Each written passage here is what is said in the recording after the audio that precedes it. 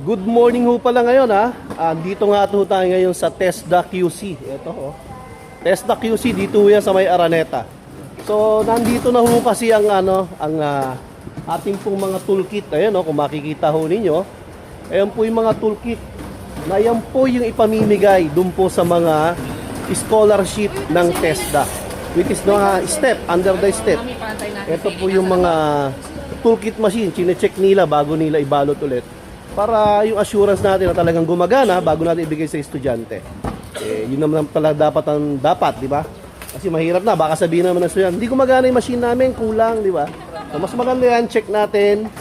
Check muna nila bago natin uli i-box. Then, siguro mga 2 days bago i-release natin, patawag natin lahat ng mga under the scholarship program ng STEP. Especially sa welding, ha?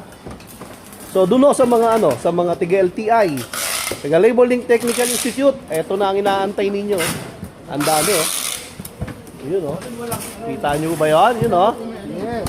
Oh, yun pa, oh. Trainer nyo, oh. Yun, oh. Oh. Yun, oh. Dami, oh.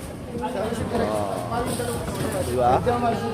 Jump. Ayun, oh. There, oh. So, yun, oh. Waiting lang ho kayo dun sa message namin. Doon po, makukuha na ho ninyo ang inyong mga toolkit na inaantay ninyo.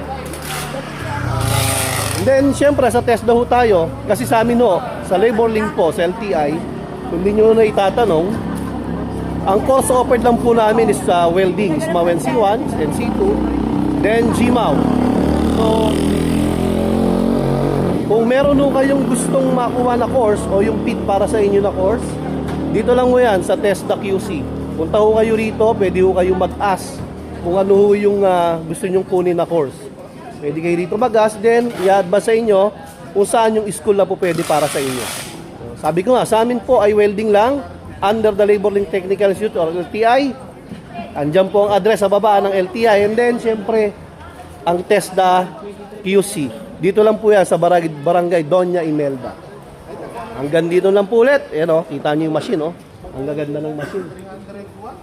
Ganda ng machine, oh. Diba? Heavy duty. Heavy duty daw, oh. Yan, oh. Anong tatak, sir? Winchong. Ginong.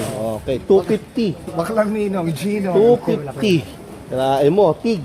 MMA, dual po siya. MMA and TIG. 250 ang 31, 32 na, sir. galing, di ba? So, saan pa ho kayo?